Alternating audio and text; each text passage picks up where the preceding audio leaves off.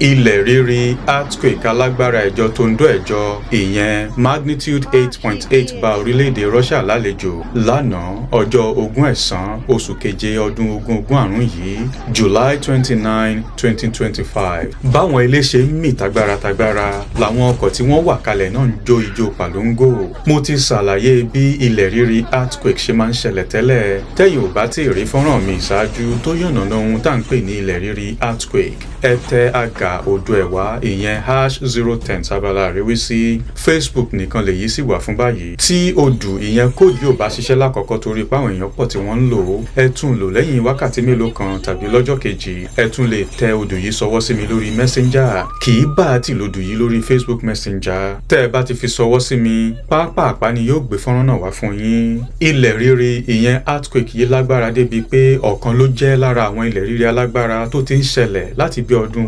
19 òdòdó 1900 ṣùgbọ́n di bí mo ṣe ń bá yín sọ̀rọ̀ yìí kò tí ì sẹ́nì kankan tó bá ìṣẹ̀lẹ̀ yìí lọ. ohun pàtàkì tí mo fẹ́ ká kọ́ nípa èyí ni bí ìmọ̀ ète ilẹ̀ rírì earthquake engineering ṣe mú ọ̀pọ̀lọpọ̀ àwọn ilé dúró ní orílẹ̀-èdè Russia bó tiẹ̀ jẹ́ pé àwọn ilé yìí mì tagbára wọn ò wó dànù bá ṣe máa ń rí láwọn ibòmíì. tẹ́ ẹ bá fẹ́ mọ̀ sí nípa ìmọ̀ ète ilẹ̀ rírì earthquake engineering tí mo ti ṣàlàyé ẹ̀ tẹ́lẹ̀ ẹ tẹ àgà odò ẹ̀ẹ́dógún ìyẹn #015 sábàlá àríwísí tàbí kẹ́ ẹ fi sọwọ́ sí mi lórí Facebook messenger. ilẹ̀ rírì yìí mú káwọn orílẹ̀-èdè bíi Japan, Amẹ́ríkà àti Russia ó máa gbáradì fún tsunami alágbára. tsunami ní ìjàmbá àìtọwọ́dá natural disaster tó máa ń ya ọ̀pọ̀lọpọ̀ omi òkun bobi táwọn èèyàn ń gbé.